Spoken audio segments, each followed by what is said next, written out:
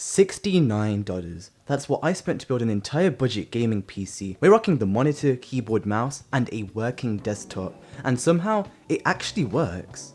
And no, this isn't just some average Raspberry Pi hooked up to the internet with cloud gaming. In fact, I'd honestly class that as cheating for a budget gaming build since it's not really a gaming PC. But fast forward to the end of this video, we're going to be rocking an actual full-on machine with real usable computer parts put together that still hold up decently to this day. But before I actually demonstrate anything, let's go through the build itself, what I bought, where I found these parts, and how I managed to keep it all under that sweet $69 price tag without getting scammed. So let's get right back to the start. So it all starts with our motherboard. A Gigabyte GA970A DS3P, an AM3 motherboard that I found at my local Goodwill for just $4.50. Now, forced child labour factories aside, I wasn't even planning on building a PC that day when I found this. But when you see something like this buried between a VHS player and a waffle iron, you can't just walk away. It also came with its memory and its I/O shield, which is a nice addition. It also might save us a bit of money along the way. So here we are with our motherboard. It's got 4 PCIe slots and 2 regular PCI slots. It's also got 4 DDR3 DIMM slots, which is a nice addition. And believe it or not, this thing has support for overclocking. It's a pretty nice higher end AM3 motherboard by the looks of it, so I can see why this thing seems to be the go-to motherboard for AM3 processors. Now, as for our processor, we're rocking an AMD FX 6300, which I scooped up on eBay for $11. Now yes, I know this chip came out over a decade ago, but honestly it still holds up somewhat okayish for everyday tasks and can still do gaming just fine. Now before I continue talking about the rest of this build, I just want to point out that this isn't a tutorial for a budget build by any means, since prices and finds sort of fluctuate in prices over the years. So what you find might not be exactly $69, but I've tried my utmost best to keep everything at $69. But these older AMD processors are really cheap on eBay and you can pick one up for anywhere between $10 to $25 I think, and they're honestly great for that price range. Now AMD claims it's a 6-core processor with 6 threads, but the reason they got sued was because they were lying. It's actually got 3 cores and 6 threads, not 6 cores. But don't let that fool you because it's clocked at 3.5 GHz, which can be maxed out anywhere between 4 to 5 GHz. Of course with an overclock, which is definitely going to be fun to check out. Now the FX 6300 won't be great with single threaded tasks, but we'll be able to do multi-threaded tasks just fine with things like gaming, and the overclock should help. It also came with a Cooler Master heatsink and fan. The fact that the CPU comes with a cooler will also be a good cost saving measure. Now for $11 this is definitely a bargain. So for our case, I got this absolute unit of a case for $2 off of Facebook Marketplace. And this thing has a lot of stuff in it. It seems to be a CyberPower PC case that might have been part of a pre-built machine. Hey, I'm the guy from Facebook Marketplace. Yeah, I got a wire right here for in case you need it. It should work here if you want to stick that in your pocket. But here's the kicker. It comes with a full-on EVGA PSU in it already, which I'll try and get identified and sorted off of camera. So that'll just save us another $15 to $20. This thing is a tad bit dusty though, so I'll get it cleaned off camera. It also came with 3 fans, which once again will save us money. It will also help with airflow. There is also a CD drive at the front. I bet you haven't seen one of those in a while. And for the star of the show, our graphics card. We're rocking a PowerColor Turbo Duo R9 270X with 2GB of VRAM, and this thing only cost me $25 on eBay, but honestly this thing was a bit of a gamble. It looked a little beat up and the listing mentioned it was used, but it didn't really mention anywhere whether it was working. So literally just a few hours ago before recording this clip, I put this inside my main computer and got the drives installed, and it worked perfectly fine, so we're all good with that. Now to get this thing connected to the internet, we're going to use this nice little dual band PCIe Wi-Fi adapter. It uses some random Intel Wi-Fi card, not sure of the model, but they should be good enough for us to play online. And lastly, we'll be rocking our good old Patriot SSD. This is something you can easily find anywhere online between $11 to $30. Now I got this originally for $12.75. Now it only has 256GB of storage, which isn't a lot to work with, but it'll be feasible. And with that, excluding our mouse and keyboard and monitor, we managed to only exceed 75 cents out of our $69 budget. Now let's go ahead and get this all built.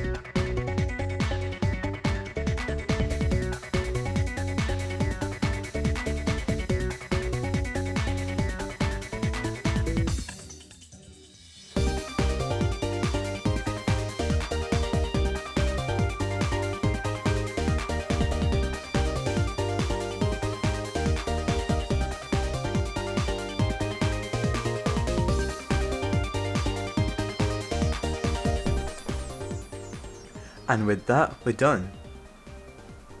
So after a quick Windows 10 installation, we're finally in. And as you can see, we've got our 6-core AMD FX 6300 processor. And I've gone ahead and slapped that overclock on. So let's go ahead and check out CPU-Z. And yeah, I've slapped on a 4.4 GHz overclock on our FX 6300. So we can get a bit more FPS out of some of the games we're going to try out. We've also got our 16 GB of DDR3 memory. That came with our motherboard. Here's our SSD. We've also got our Wi-Fi, and here's our R9 270X. So I've gone ahead and installed a custom driver for our R9 270X. So it should give us a FPS boost with some games. I don't know why it reports as an R9 370X, but we'll just ignore that. So for our first game, I'm going to go ahead and try out TrackMania. TrackMania is usually both intensive on the CPU and the GPU, so let's see how our FX 6300 performs. So if you guys are interested in what settings we're going to be using for TrackMania, here we are. It's a mixture of both high and low settings. I tried to make this game look as good as possible while also performing as good as possible. So far this is a very playable experience. We're rocking like a solid 60 FPS right now. And keep in mind we've got anti-aliasing and like bloom and all those shader settings up as well. Now, if I'll be honest with you, that FX 6300 does get pretty toasty with that overclock, so I had to set the fan settings up. So this computer gets really loud under load. So I'm going to go ahead and try out another track just to see how that performs as well. And yeah, it's pretty much just the same, like, we're rocking a solid 60 FPS. And we could get higher frames, but for some reason the game starts tearing really badly. So for a lot of the games that we're going to be trying out later on, I've had to enable VSync for them, just so that it wouldn't tear. So yeah, once again, a very solid gameplay experience. And there is little to no bottleneck with our FX 6300 and our R9 270X because our GPU's at like 98% usage right now, and our CPU's averaging like 36 to 40%. Yeah, I kinda suck at TrackMania. I haven't played TrackMania in like ages, but that's that. Okay, so another game we're going to try out is GTA 5 Online, and not only will this test out our wireless card, but since it's such an intensive game, it also push our CPU and our GPU. And here's our graphics settings. Once again, I've tried to make this game look as good as possible while also performing as good as possible at the same time. So I mean, I'm just in the apartment right now, and we're already at like 45 to 50 FPS, which I guess isn't that bad. But I wonder how it's going to perform in the city because there's quite a lot of more resources in the city. I kind of regret taking that bong because now my entire game looks like really fuzzy. Alright, give me 5 minutes because I need this bong to wear off. Alright, now that we're back to Earth, let's rob a car and just drive around. So we're averaging like 30 to 50 FPS depending on where we're at. And the game doesn't look that bad. Like, this is a very playable experience. It's a bit choppy, usually whenever it's trying to load like new parts of the map. But besides that, this game is completely playable. So now I'm not sure if it's just the game, but there is a slight bottleneck with this. Our CPU is being used more than our GPU. But in story mode, it's a different case. I think it might just be GTA 5 Online. So yeah, once again, completely playable. No stuttering whatsoever, it's just a bit choppy. So yeah, we're in a more or less intensive area of the map right now. We're just on the motorway, and we're back up to like 45 FPS. So yeah, I think that's pretty much it for GTA 5 Online.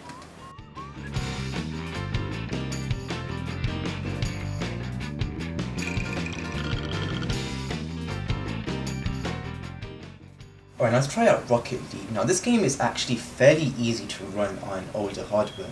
And we're currently playing this at max settings right now at 2560 by 1080. And everything is turned on and we've got high quality settings and everything like that. I've also gone ahead and put the anti-aliasing up because why not? Alright, so let's just go ahead and play a casual 3x3 match.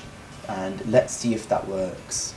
Alright, Rocket League at max settings. We're currently at 76 FPS right now at the maximum settings, which isn't that bad, that's pretty good. And once again, just like TrackMania, there's little to no bottleneck in this. The GPU is like completely maxed out and the CPU is at a very healthy 33%. Now I was going to try out Fortnite originally, but our 256GB SSD can't handle it. Now I kind of suck at Rocket League if I'll be honest with you, like I know I just scored right there, but I just wanted to show you guys how the performance is in this game because it's pretty easy to run. And this game still holds up pretty well to this day. It's kind of dead, unfortunately. Not many people are playing Rocket League right now, but it is a fun game. So yeah, I'd say that's pretty much it for Rocket League. It's a pretty nice experience, very smooth, and it's pretty well optimized for our lower end hardware. Alright, and for our last game, we're going to try out Minecraft Java Edition 1.21.6 with these graphics settings. So I'm going to go ahead and create a new survival world, just something basic so that we can see the performance. And the world generation only took 7 seconds, so that's pretty good. Right, well, first impressions, the game's stuttering quite a lot. And there seems to be a bottleneck, a very big one. Our GPU sitting at 20% usage while CPU is sitting at like max load. Now to be fair, Minecraft is a CPU intensive game, so I shouldn't be surprised, but our frame rate's kind of all over the place right now, so I can't really make any numbers. Ugh. Let me go ahead and try put down the render distance just a bit, and let's put the graphics to fast, and let's see how that does. Oh wow, that made a very significant difference. So now we're just sitting at a smooth 60 FPS, which is really nice. This is like completely playable. I've just disabled VSync just so we can see how much FPS we're getting. We're sitting somewhere between 130 to 170 FPS right now. But yeah guys, that's pretty much it for the gaming category of this video. So what exactly did I learn here today? But for just $69 and a whole lot of internet bargain hunting, I managed to build a fully working 1080p gaming PC with real parts and not wishful thinking and a whole bunch of duct tape. Now it might not be breaking any FPS records or like running Cyberpunk 2077 at ultra settings. Honestly, for what it is, it's pretty surprising. Now sure, that FX 6300 is a bit crusty and old, and the R9 270X is kind of like a fossil, but they still managed to hold up surprisingly well in 2025. So if you've got the patience to dig around on the internet and maybe take a few risks on sketchy eBay listings, you might just end up with something like this, a decent budget build. So if you liked what you saw there, definitely consider liking the video and subscribing, and feel free to join the Discord server too. I'd also like to shout out and thank both This Does Not Compute and Crazy Ken over at Computer Clan for helping me and motivating me to make this video. They've both helped me and reshaped my way of thinking for this channel. And with that, I'll see you guys in my next video.